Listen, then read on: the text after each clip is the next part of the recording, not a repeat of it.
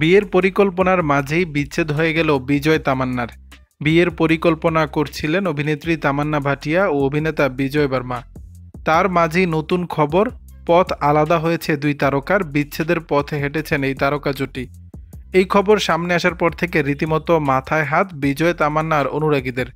Pink ভিলার একটি প্রতিবেদন অনুসারে তামান্না এবং বিজয়ের মধ্যে বিচ্ছেদ হলেও তাদের একে অপরের প্রতি শ্রদ্ধা, বিশ্বাস, সৌহার্দ্যপূর্ণ বন্ধনে কোনো প্রভাব ফেলতে পারেনি। ভারতীয় সংবাদ মাধ্যমের খবর, কয়েক সপ্তাহ আগেই ব্রেকআপ হয়েছে তামান্না ও বিজয়ের। তবে একে অপরের ভালো বন্ধু হিসেবে থাকার পরিকল্পনা করছেন দুজন। আপাতত দুজনেরই ফোকাস ক্যারিয়ারে, যদিও বিচ্ছেদের কারণ এখনও জানা যায়নি।